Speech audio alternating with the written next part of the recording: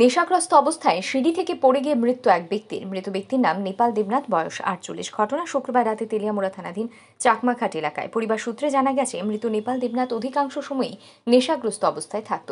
শুক্রবার রাতেও নেপাল দেবনাথকে এলাকাবাসীরা নেশাগ্রস্ত অবস্থায় চাকমাঘাট স্থিত খোয়াই নদীর পাড়ে ঘোরাফেরা করতে দেখে। এর কিছুক্ষণ পরই নদীর পাড়ে সিঁড়িতে তাকে আহত অবস্থায় পড়ে থাকতে দেখা যায়। সাথে সাথে তেলিয়ামুড়া অগ্নি নির্বাপক দপ্তরে খবর দেওয়া হলে অগ্নি নির্বাপক দপ্তরের কর্মীরা তড়িঘড়ি ঘটনাস্থলে পৌঁছে নেপাল দেবনাথের দেহ উদ্ধার করে তেলিয়ামুড়া মহকুমা হাসপাতালে নিয়ে যায়। তবে কর্তব্যরত চিকিৎসক নেপাল দেবনাথকে মৃত বলে ঘোষণা করে। পরবর্তীতে শনিবার দুপুরে পুলিশের উপস্থিতিতে নেপাল দেবনাথের মৃতদেহের ময়না তদন্ত করা হয় তেলিয়ামুড়া মহকুমা হাসপাতালের মর্গে। তারপর মৃতদেহ পরিবারের হাতে তুলে দেওয়া হয়। আমি তেলিয়ামুড়া বাড়িতে আসছি। আমরা চাকমাঘাটও বাড়ি আছে, আমার ভাই আছে, বড় ভাই আছে, জেঠতো ভাই আছে, আমরা ফ্যামিলি সবাই চাকমাঘাটি থাকে, আমি একলা তেলিয়ামুড়া থাকি।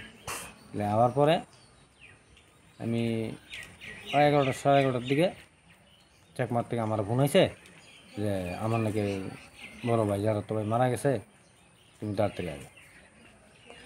এটা আমি যাইতে যাইতে 10-15 মিনিট সময় নিছে। তাহলে তারা কইছে যে ফায়ার সার্ভিস নিয়ে আয় পড়তেছে তেলিয়ামুড়া, তাহলে তুমি তেলিয়ামুড়ায় থাক। তাহলে আমি তেলিয়ামুড়া এখানে এসে হসপিটাল আইসি, আইসে দেখি কিভাবে মানে মারা গেছে শুনছেন নাকি? সবাই যেটা কইতেছে আর কি যে এ নাকি খাইয়াও আসলো। আমার ভাই সবসময় অনেক সময় খাইতো, মনে খাইছেও। এই চাকমার নদীর নিচে এই যে সিঁড়ি আছে না, সিঁড়ির এখানে পড়ে আছে।